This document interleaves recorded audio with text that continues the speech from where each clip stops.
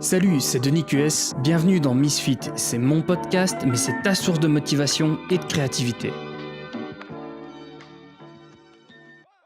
Salut à tous et bienvenue dans un nouveau podcast. Mon micro est peut-être un peu loin. Attendez, je corrige ça. Voilà, désolé, j'ai pas réfléchi à ça avant de lancer l'enregistrement. J'ai reçu une question il y a quelques jours via mon formulaire. Donc le formulaire c'est go.denisqs.com/question. Vous pouvez passer par ce formulaire et me poser n'importe quelle question. Et ça arrive dans une liste des tâches que je peux regarder et ensuite décider de répondre à vos questions tout simplement. Et il se trouve que voilà, donc la question c'était quel était mon parcours dans la création de contenu, comment est-ce que j'en suis arrivé là, qu'est-ce que j'ai eu comme expérience. Et j'ai déjà parlé en partie de mon parcours dans le tout premier podcast que j'ai fait, qui était en 100% audio avec un oscilloscope plutôt qu'en vidéo comme ça. Donc vous pouvez le retrouver, le lien est dans la description. Et j'avais fait un article aussi à l'époque, mais j'ai décidé de revoir ça, mais plutôt d'une autre manière, en me limitant un petit peu sur les faits, en ayant une approche plus uniquement sur mon parcours plutôt que sur l'ensemble des choses qui m'a amené à découvrir la création de contenu.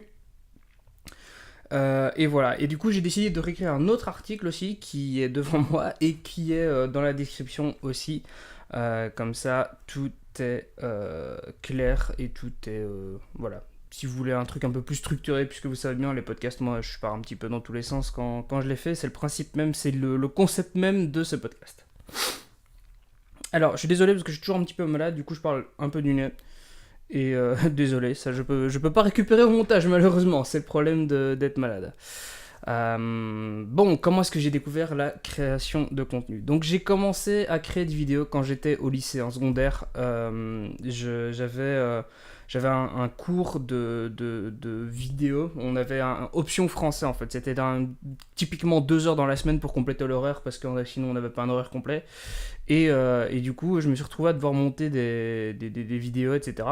Ouais, j'étais le gars qui était collé au montage puisque je n'avais pas peur d'un ordinateur quoi, et que j'étais plutôt à l'aise avec ça. Donc forcément, j'ai un peu découvert le montage comme ça. J'ai monté 4 courts-métrages différents et j'en ai réalisé un. Et c'est une expérience qui m'avait plu.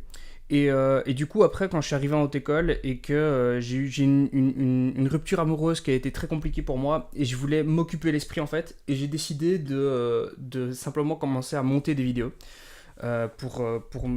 C'était un plaisir en fait qui me manquait et j'avais envie de revenir un petit peu là-dessus.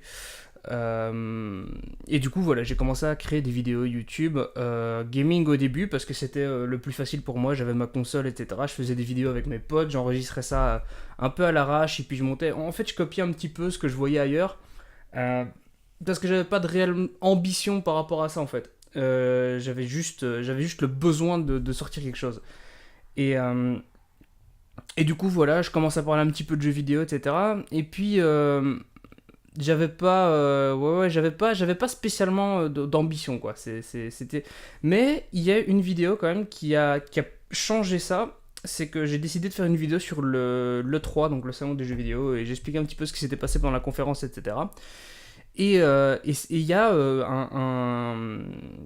je vais donner son nom, Julien, donc le fondateur du site actugaming.net, qui a découvert cette vidéo totalement par hasard et qui à ce moment-là recherchait des rédacteurs pour son site tout simplement, pour rédiger des news sur les jeux vidéo etc, sur des articles, des tests etc, et il m'a proposé de faire partie de l'expérience en tant que rédacteur. Alors j'avais aucune expérience mais je me suis dit pourquoi pas, et donc j'ai commencé à rédiger des articles sur les jeux vidéo, etc.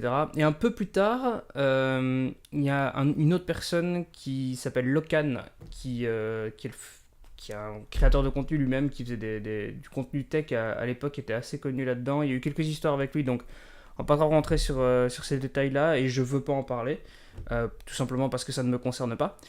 Mais bref, il a fondé le site retinaboys.com, et à ce moment-là, c'était un site que je suivais et qui m'intéressait, et donc il était en train de le relancer en fait, et il cherchait de nouveaux rédacteurs.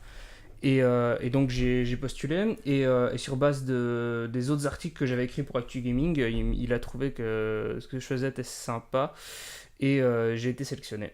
J'ai travaillé pendant 3 mois et j'ai appris énormément sur l'utilisation de WordPress à ce moment-là. Euh, et donc après, bah, le projet s'est un peu décomposé et je me suis fait virer, hein. On va pas passer par quatre chemins, mais bref, j'en retire quand même assez, vraiment une aventure assez positive et j'ai eu quelques contacts avec certaines personnes très intéressantes avec qui je suis toujours en contact aujourd'hui. Donc finalement, j'ai aucun regret par rapport à ça.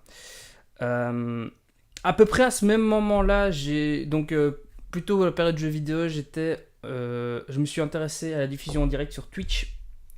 Et donc, on pouvait streamer directement depuis la PlayStation 4 à l'époque.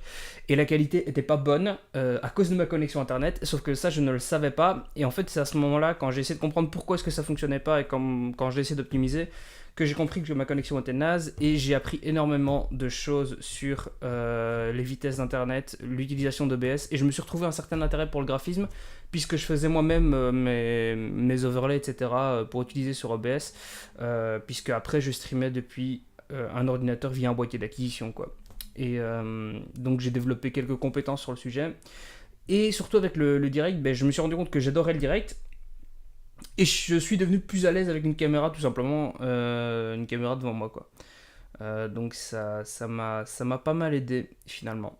Et donc après tout ça, j'avais cette envie de revenir à un projet 100% personnel, spécialement après être parti de l'histoire Retina Boys. J'avais envie de créer un truc à moi. Et j'ai décidé de créer un truc en vitesse avec Wix.com pour ceux qui connaissent. Et j'étais pas du tout content du résultat. Le site était très mal fait, il répondait pas bien, il était lent. Le contenu, je savais pas ce que je faisais. Enfin, j'avais juste envie de créer un truc et finalement, bah, c'était pas terrible. Ensuite, j'ai essayé de reprendre ce site-là avec une base WordPress, mais je savais toujours pas ce que je faisais. Mais je crois qu'on est bien 1 an après ou 2 ans après. Il s'est passé d'autres trucs dans ma vie personnelle. J'avais repris des études que j'ai arrêtées, etc. Enfin, il s'est passé plein de choses et on a déjà parlé dans d'autres podcasts, par exemple. Pardon. Donc, je vais pas en reparler. Et du coup, me voilà maintenant à créer ce projet-ci, donc de niqs.com, où j'essaye de partager tout simplement.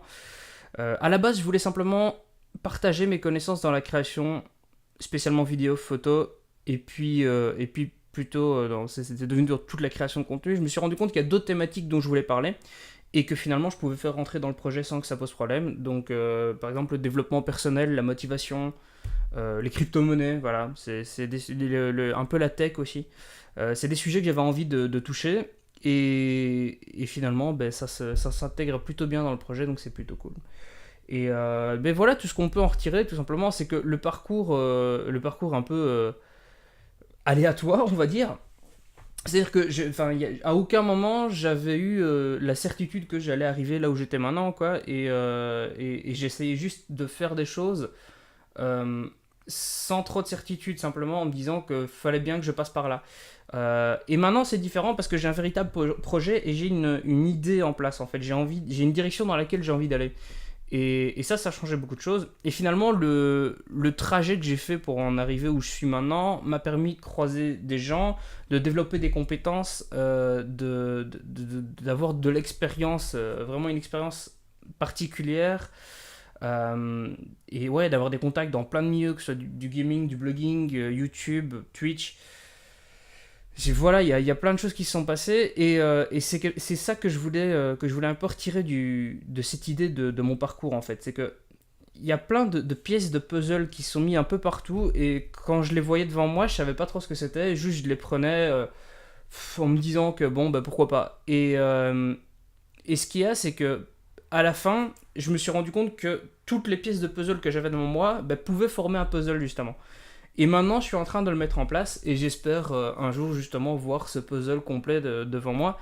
Euh, ouais, voilà, c'est vraiment ça que je voulais en retirer, c'est que toutes les expériences que l'on fait nous permettent de trouver une partie de ce que l'on veut un jour faire comme comme grand projet, quoi.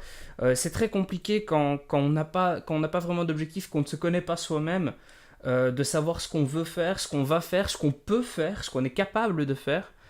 Et finalement, il faut prendre ce qui se passe, saisir les opportunités et essayer d'en retirer le meilleur. Et essayer justement un maximum de choses pour en apprendre plus sur soi-même et pour aller vers un projet qu'on définira par la suite, quoi. Et voilà, c'était la question qu'on m'a posée. C'était je trouve ça très sympa parce que j'avais vraiment envie de revenir là-dessus. Parce que la première fois, j'avais pas eu le même angle sur le contenu. Donc voilà, c'était intéressant d'en reparler.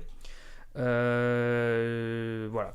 Si tu veux en savoir plus, l'article est dans la description. Et alors, moi, ce qui m'intéresserait, c'est du coup de connaître vos parcours à vous, de ceux qui écoutent le podcast, qui regardent le podcast.